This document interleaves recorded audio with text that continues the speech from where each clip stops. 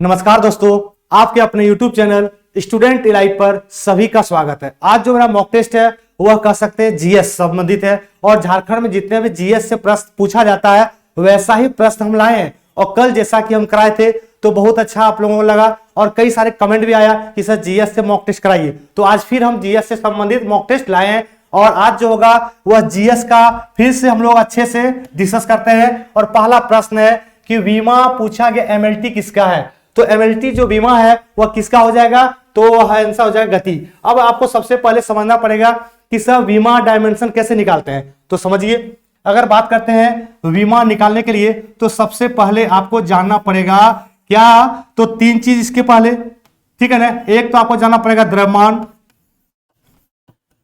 दूसरा होता लंबाई और तीसरा होता समय। ये तीन चीज। अब देखिए यही तीनों को हम लोग एक इंडिकेट करते हैं। द्रव्यमान को करते हैं एम से, लंबाई को करते हैं एल से और समय को करते हैं टी से। अब किसी का भी अगर आपसे बीमा पूछे इसी तीनों में बनेगा। जैसे आपसे पूछ दिया क्षेत्रफल का बीमा क्या होगा, तो क्षेत्रफल का फॉर्मूला आपको जानना पड़ेगा। क्या होता है, लंबाई इंटू चौड़ाई होता है। अब देखिए लंबाई को हम लोग बीमा मापते हैं, लंबाई को यहाँ पे एल है। अच्छा, चौड़ाई का भी क्या होगा एल, तो यहाँ पे एल और एल जब गुना करेंगे तो हो जाएगा एल स्क्वायर, मतलब क्षेत्रफल का बीमा हो जाएगा एल स्क्वायर। आसान सा था। अब देखिए यहाँ पे पूछा है ऊर्जा का, ऊर्जा का फॉर्मूला क्या होता है एम जी एच। अच्छा, एम का यहाँ आपको पता चल गया एम, ठीक है। जी का मतलब यहाँ पे होगा त्वरण। और त्वरण का जो होता है बीमा वो आपको जानना पड़ेगा, ठीक है ना। त्वरण का, तो त्वरण का होता है एल टी माइनस स्क्वायर, ठीक है ना। और एच का जो होगा वह हाइट, मतलब क्या हो जाएगा लंबाई एल। अब देखिए यहाँ पे तो इसका बीमा क्या निकल जाएगा एम एल का स्क्वायर और टी का -2।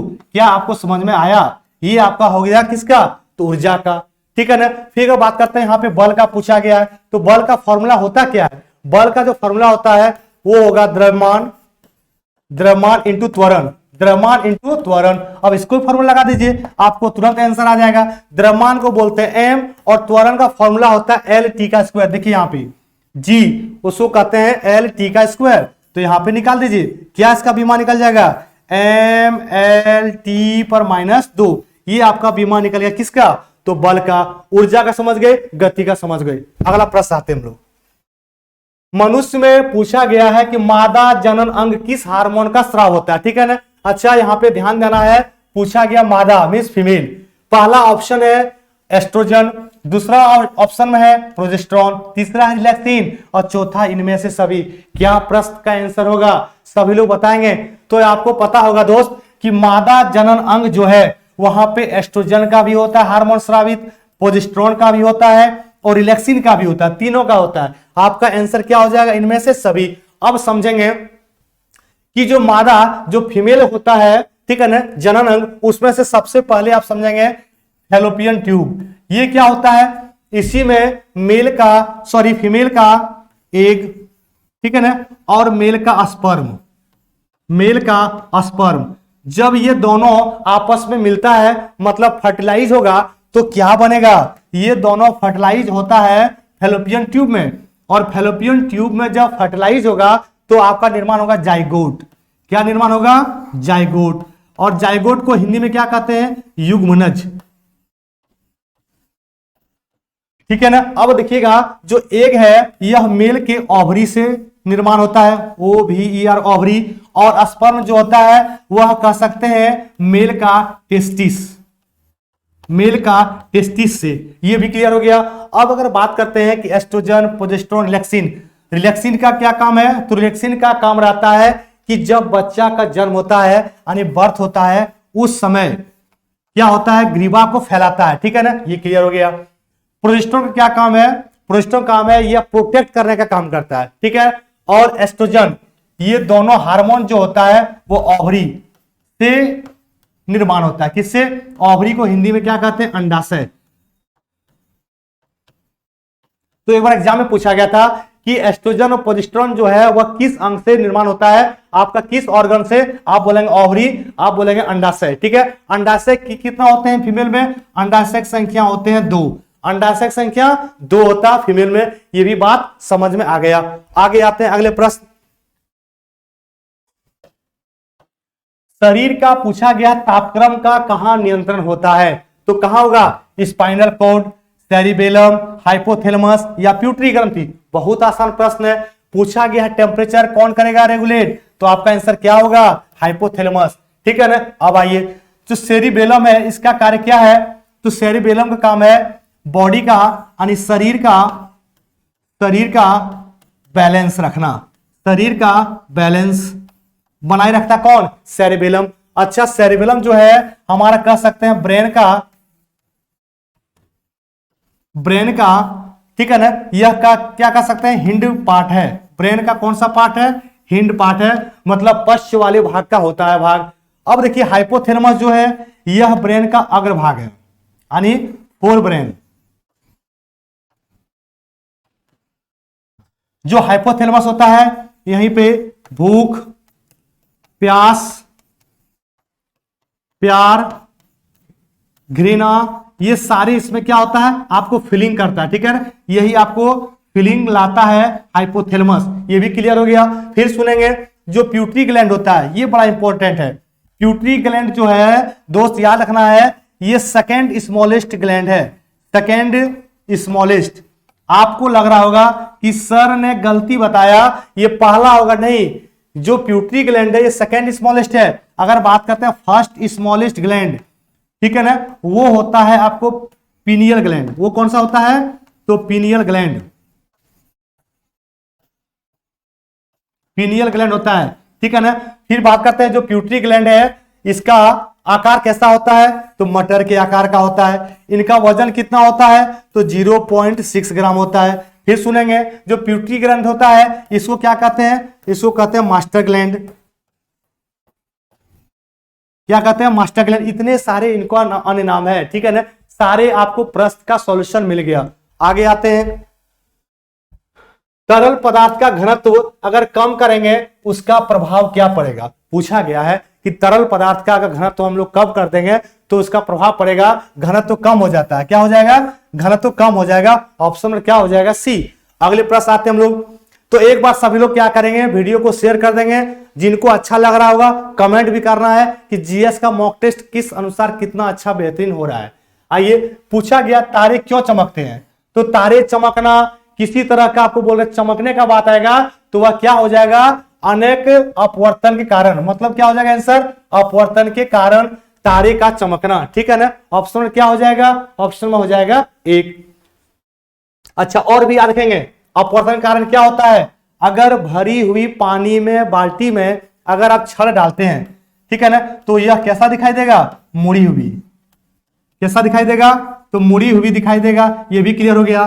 फिर बात करेंगे इसमें से सिक्का जो डालते हैं तो सिक्का भी कैसा दिखाई देगा, सिक्का उठी हुई दिखाई देता है, सिक्का उठी हुई दिखाई देगा। यह भी क्लियर हो गया, अपवर्तन का ही वजह है। और सुनेंगे अपवर्तन का, जो सूर्य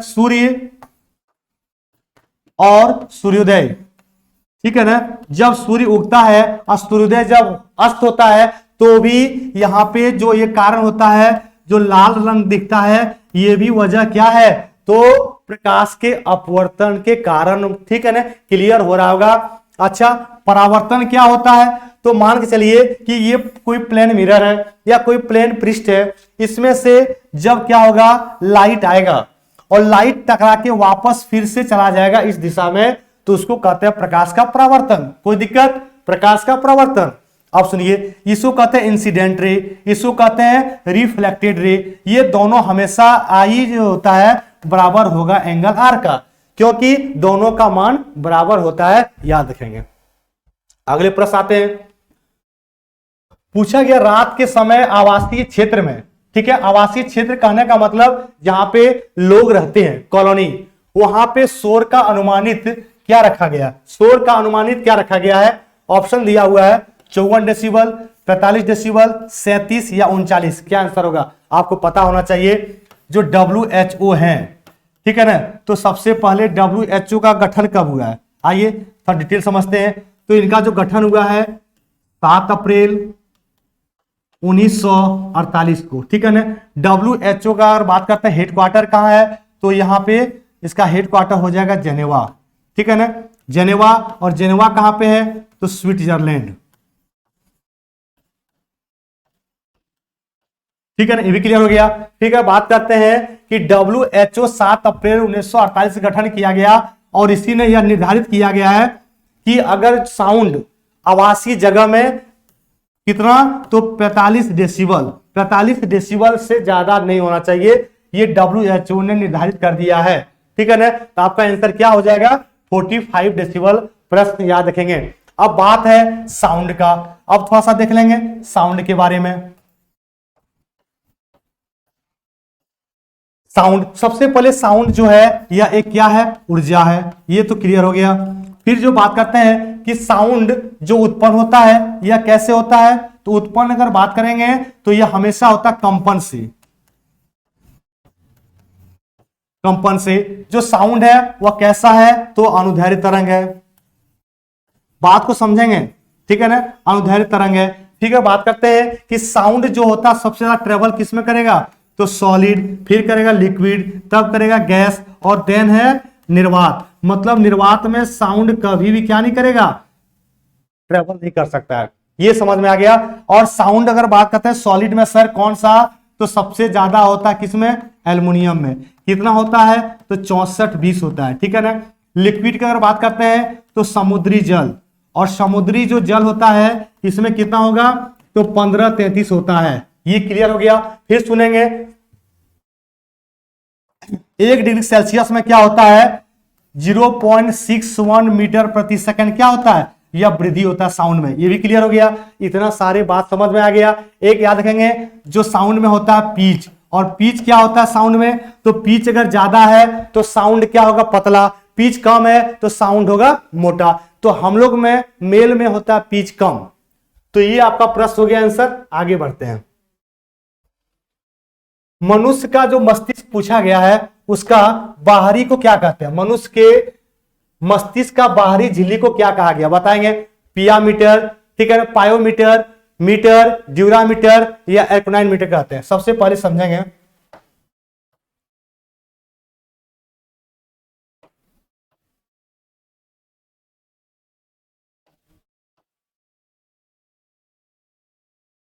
ये देखिएगा, यहां पे बात हम कर रहे थे कि किसको क्या कहते हैं, ठीक है ना। तो सबसे पहले ये जो होता है, ठीक है ना, इसको कहते हैं ड्यूरामीटर, ठीक है ना। अब अगर इसको कहते हैं, सेकंड वाले को क्या कहते हैं, एरेक्नॉइड।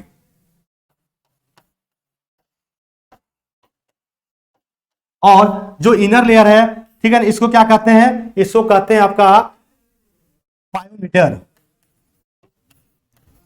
पायोमीटर। आपसे प्रश्न क्या पूछा गया है, ये है क्या, तो ये है आपका ब्रेन, ये ब्रेन। अब ये ब्रेन का भाग है।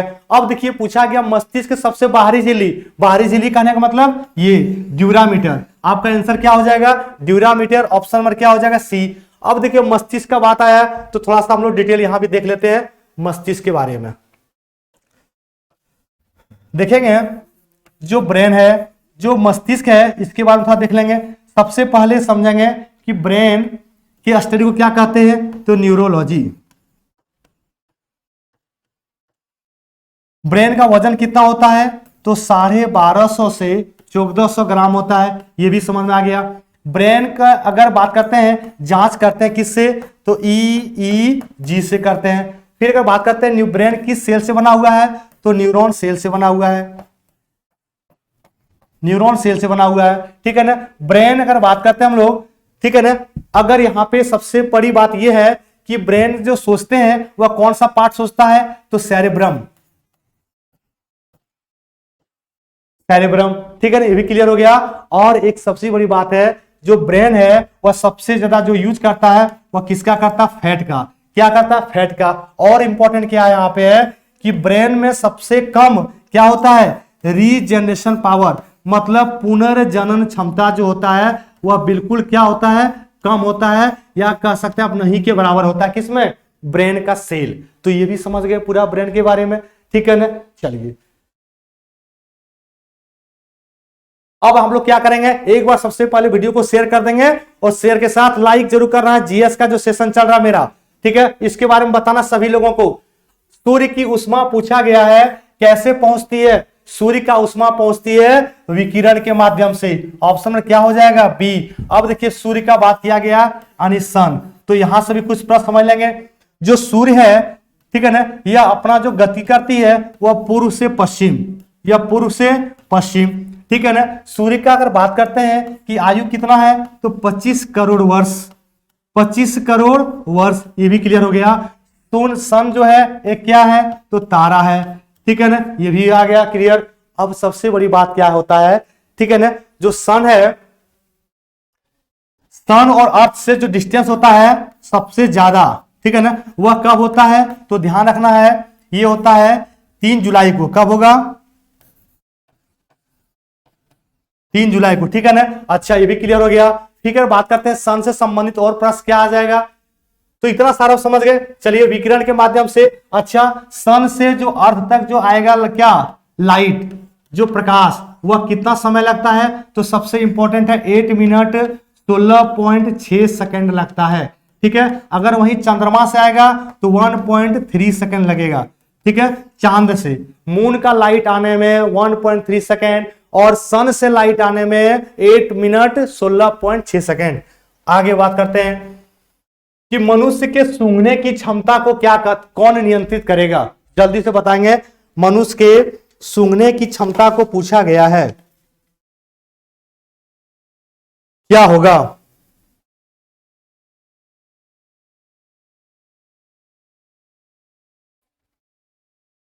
तो क्या होगा, जल्दी से बताएंगे। ऑप्टिक, ध्वनिंद्र, सेरिब्रम, ये। अब देखिए थोड़ा सा यहां पे,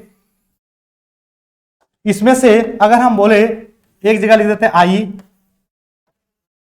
ईयर, ठीक है ना, आई, ईयर, नोज, नोज, ठीक है ना। अब देखिए जो आई है, यहां पे एक ऑप्टिक नर्व रहता है जिसको हमको क्या कहते हैं? माइंड बताता है किसी चीज को देखते हैं तो। अगर यहां पे नोज है तो नोज क्या हो जाएगा? ऑल फैक्ट्री, ऑल फैक्ट्री, जिससे हम लोग क्या चीज करते हैं? कोई चीज सूंघ लेते हैं कहां पे क्या सेंट है। और ईयर से क्या होगा? इकोस्टिक, इकोस्टिक, ठीक है ना। ये सारा क्या है? सारा नर्व है, नर्व है। इसका काम क्या है कि हमारे ब्रेन, ठीक है, एक नर्व से जुड़ा रहता है। जैसे आपको देख लिए तो हमें तुरंत क्या करेगा? ब्रेन मेमोराइज कर लेगा, याद कर लेगा, अच्छा इनको पहले कभी हम देखे थे। तो ये आपका नर्व जुड़ा हुआ है। ऑप्टिक, सुनते हैं इकोस्टिक, और कोई चीज अगर स्मेल हम लोग सूंघते हैं उसको कहते हैं ऑल फैक्ट्री, ठीक है ना। आइए, प्रश्न क्या कहा था कि मनुष्य के सूंघने की क्षमता को नियंत्रित जो करेगा वह कौन हो जाएगा? तो ज्ञानेंद्रिय पाली। ऑप्शन में क्या हो जाएगा? बी। नेक्स्ट आइए, एक सामान्य नेत्र के लिए, एक सामान्य नेत्र के लिए पूछा गया स्पष्ट दूरी कितना सेंटीमीटर है? तो स्पष्ट दूरी पूछा गया है, बहुत आसान प्रश्न है। कितना हो जाएगा? 25 सेंटीमीटर। अब देखिए बात है आई का, तो यहां से भी प्रश्न समझ लेंगे आई के बारे में, ठीक है ना। तो सबसे पहले स्टडी ऑफ आई को क्या कहते हैं? इक्थियोलॉजी, इक्थियोलॉजी कहते हैं, ठीक है। ये भी क्लियर हो गया। फिर सुनेंगे आई जो होते हैं कितने भाग होते हैं? आई के 4 भाग, ठीक है। जो फर्स्ट लेयर, इसको क्या कहते हैं? First layer. ये क्या हो गया? सेकेंड। ये क्या हो गया? तो थर्ड लेयर। और ये फोर्थ लेयर है। तो सबसे बड़ी बात है ना, यहां पे समझना होगा कि जो पहला लेयर है इसको क्या कहते हैं? कंजक्टिवा, ठीक है ना। जो सेकेंड लेयर होता है इसको कहते हैं कॉर्निया, कॉर्निया। और ये क्या होता है? थर्ड लेयर को कहते हैं लेंस। और जो चौथा लेयर है इसको कहते हैं रेटिना। ये हमारे आई में 4 लेयर होते हैं, ठीक है। अब जो कंजक्टिवा होता है ये तो फर्स्ट लेयर हो जाएगा, और सारा क्या होता है? पारदर्शी। अगर लाइट जा रहा है तो सब क्या होगा? रेटिना तक जाएगा। अब देखिए जो कॉर्निया है, यहां पे समझेंगे कॉर्निया वाले भाग को क्या किया जाता है? दान में दिया जाता है, यही कॉर्निया वाला पार्ट, ठीक है। लेंस जो हमारे लगा रहता है आई में, वह कौन सा लेंस? तो उत्तल लेंस। ये भी क्लियर हो गया। और रेटिना में काम क्या है? तो रेटिना का काम है इमेज यही बनता है, ठीक है ना, इमेज यही बनता है। दोस्त याद रखना बहुत इंपॉर्टेंट है, सेशन है साइंस वाला। अब देखिए जो रेटिना का भाग है हमारा आई, एक्चुअली यहाँ पे सेल जो होता है प्रयोग वह आई में होता है, 2 सेल होता है। कौन कौन सा सेल होता है तो याद रखना, एक होता है रॉड सेल और एक होता है कॉन सेल। कौन, ठीक है। अब रॉड में क्या होता है तो यहाँ पे ये इंपॉर्टेंट है, एक रॉड सेल और एक कॉन सेल, ठीक है। यहाँ पे तीव्रता को बताता है ये हमारे आई, और जो कौन सेल है इसमें क्या बताएगा, रंग को यानी कलर का, ठीक है। अगर कौन सेल की कमी हो गया तो आपका रोग हो जाएगा कलर ब्लाइंडनेस, कलर ब्लाइंडनेस। और अगर रॉड सेल का कमी हो गया तो यहां पे हो जाएगा नाइट ब्लाइंडनेस, नाइट ब्लाइंडनेस, ठीक है। अब देखिएगा जो कलर ब्लाइंडनेस है ये डिजीज कैसा होता है तो जेनेटिक होता है। कैसा होगा तो यह डिजीज जो होता है जेनेटिक होता है, याद रखना यह होगा अगला जनरेशन में भी हो सकता है, ठीक है ना। चलिए ये तो समझ में आ गया। अब देखिएगा आई जो होता है वह हमारे आंखों में 1/10 सेकंड तक कह सकते हैं कोई भी चीज क्या करता है, इमेज को रख सकता है, फिर हमारे आंख से वह डिसअपियर हो जाता है। तो इतना सारी बात हम लोग आई से समझ गए, ठीक है। आगे बढ़ते हैं।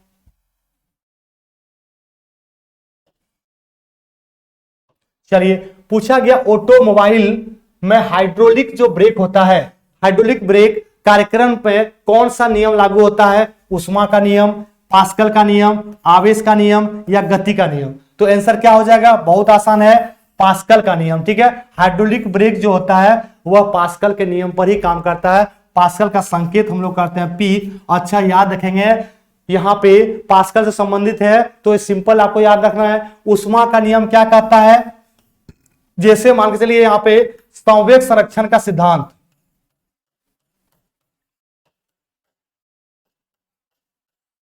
ठीक है ना, ये भी हो जाएगा। और संवेग संरक्षण सिद्धांत होगा यहाँ पे ऊर्जा से संबंधित है, ये बहुत इंपॉर्टेंट है। नेक्स्ट अगर बात करते हैं, ठीक है ना, गति का नियम, तो गति का नियम किसने दिया था तो न्यूटन ने। किसने दिया, न्यूटन ने।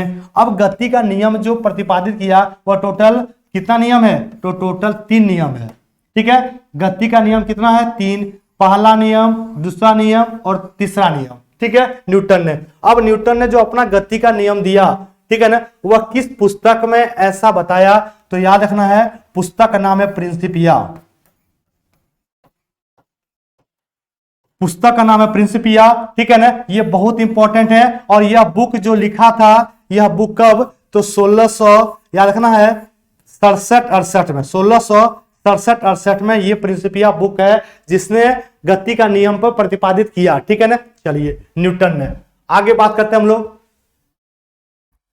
निकट दृष्टि दोष। क्या बोला गया है कि निकट दृष्टि दोष के या मायोपिया में किस लेंस का प्रयोग किया जाता है, किस लेंस का प्रयोग किया जाता है, उत्तल लेंस, अवतल लेंस, कठोर लेंस या सामान्य लेंस, बताएंगे।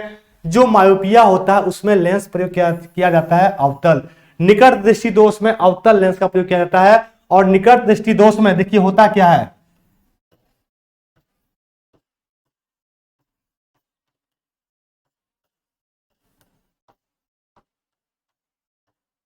निकट दृष्टि दोष, तो निकट दृष्टि दोष में क्या होता है कि आपको इसमें सबसे इंपॉर्टेंट क्या है, निकट और दूर। ये हर एक बच्चों को क्या होता है, ये रहता है कंफ्यूजन। तो निकट दृष्टि दोष में निकट उनको दिखाई देता है, दूर दिखाई नहीं देता है। इसका उपचार के लिए कौन सा लेंस चाहिए आपको, तो इसके उपचार करने के लिए अवतल लेंस। कौन सा लेंस, अवतल लेंस, बहुत इंपॉर्टेंट है, ये याद रखना है, ठीक है ना। अवतल लेंस में इसका उपचार किया जा सकता है, निकट दृष्टि दोष। और अगर दूर दृष्टि दोष है तो वहां पे चाहिए कौन सा लेंस, तो उत्तल लेंस। दूर दृष्टि दोष के लिए कौन सा लेंस, तो उत्तल लेंस। ये भी क्लियर हो गया।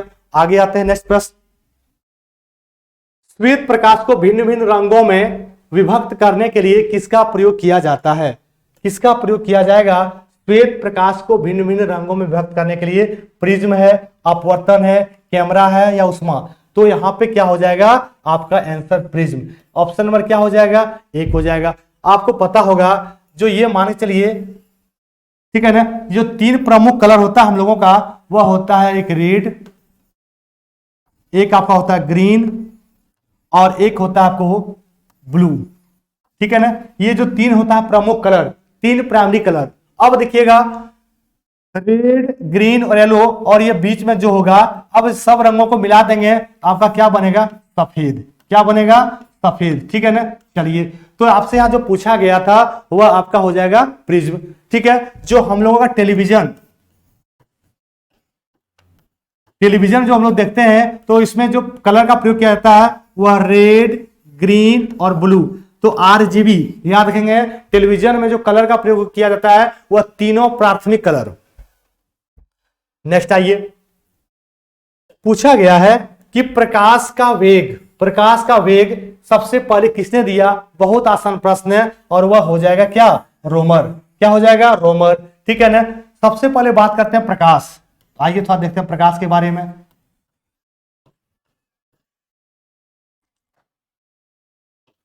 देखेंगे, जो लाइट होता है यह एक प्रकार का क्या है? ऊर्जा है।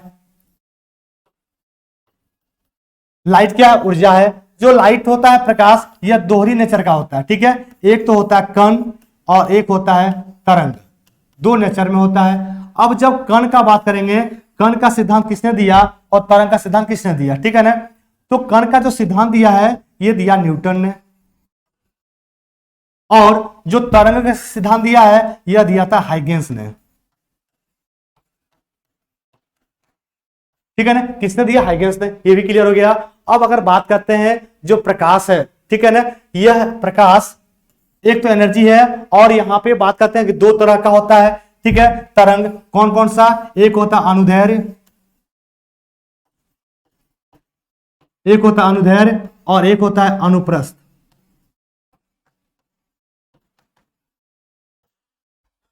एक होगा अनुदैर्ध्य और एक होता है अनुप्रस्थ। अब समझेंगे दोनों को। क्या समझना है इस बात पर? यह समझना है कि जो अनुदैर्ध्य होता है, ठीक है ना, अनुदैर्ध्य यहां पे होता है, एक अनुप्रस्थ।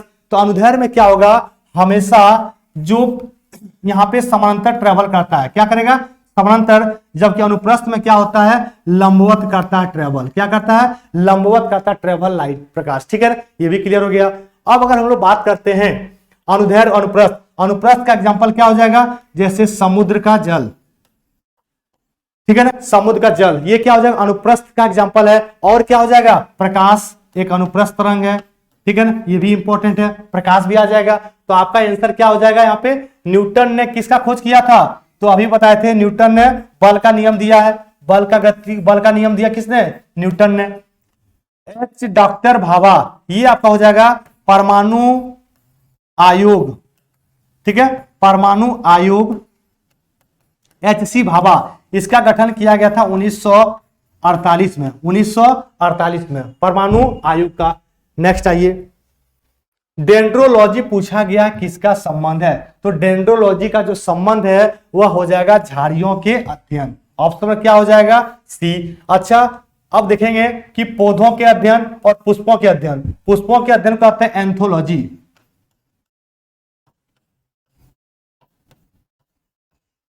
एंथोलॉजी कहते हैं। ठीक है ना। और हम लोग बात करते हैं कि पौधों की आयु किससे निकालते हैं? तो वलय को गिनकर हम लोग पौधे की आयु निकालते हैं। ये भी क्लियर हो गया।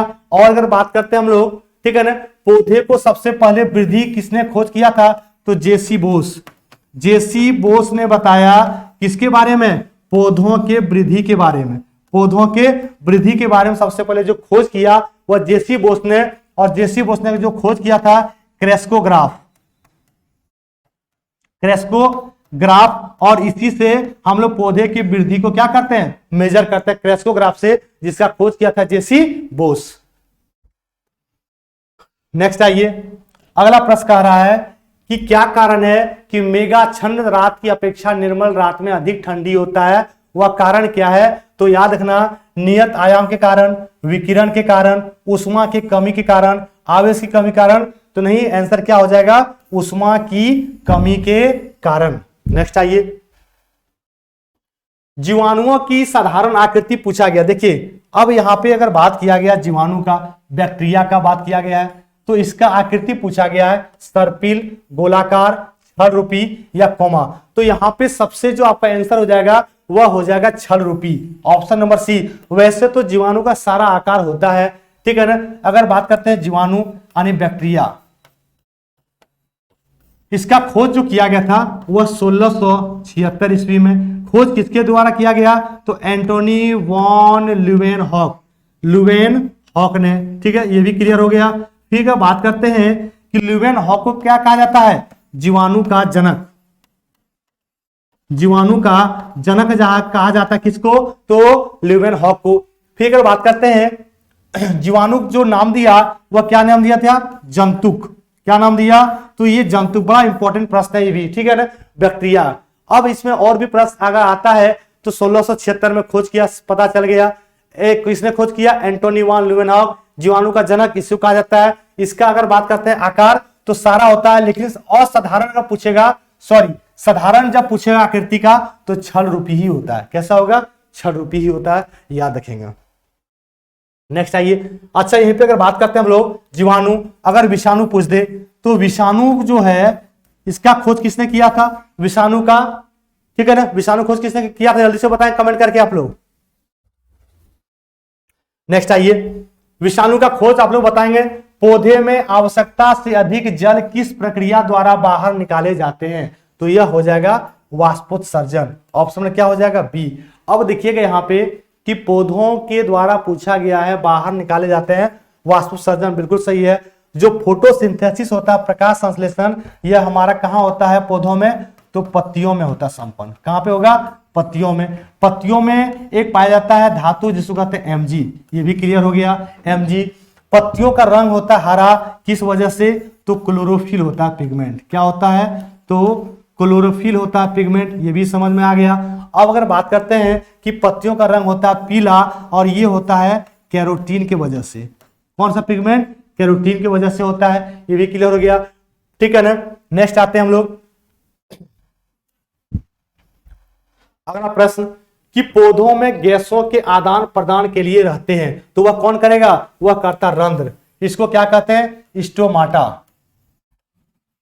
स्टोमाटा, ठीक है ना, ये करता है क्या? पौधों में गैसों का आदान प्रदान करता है। ठीक है ना, याद रखना है। अच्छा, जो जल होता है रूट, यहां पे क्या होगा? जल का अवशोषण यहीं पे होता है। ठीक है ना, जल का अवशोषण करता है। और यहीं पे सबसे इंपॉर्टेंट क्या बात है कि ये क्या करेगा? यहीं से O2 का निर्माण होता है। जल से ही टूटता है और O2 का निर्माण होता है। नेक्स्ट आएंगे, हार्मोन शब्द पूछा गया है कि हार्मोन शब्द का नामकरण किसने किया? तो हार्मोन शब्द का जो नामकरण किया वह किसने किया? बेलिस एवं स्टार्लिंग। बेलिस एवं स्टार्लिंग ने किया हार्मोन शब्द का क्या? तो नामकरण किया था। अब यहां तक तो समझ में आ गया। ठीक है ना, अरस्तु जो था वह क्या था? जीवाणु, क्या कहते हैं? जीव विज्ञान का पिता। जीव विज्ञान यानी फादर ऑफ बायोलॉजी, जीव विज्ञान का पिता किसको कहते हैं? अरस्तु को। बहुत इंपॉर्टेंट है ये भी। ठीक है ना। अब देखिए रॉबर्ट हुक, अगर यहाँ पे हुक लगा देंगे, यह रॉबर्ट हुक ने खोज किया था किसका? कोशिका का। कोशिका का खोज किया रॉबर्ट हुक ने। तो ये रहा मेरा पूरा प्रश्न जीएस का आज का जो मॉक टेस्ट रहा। तो सभी लोग कमेंट करके बताना है कि जीएस का जो सॉल्यूशन कराए वह कैसा रहा, और कमेंट करके भी बताना है क्या कि अगला टॉपिक होगा वह कौन सा हमें करना है। ओके।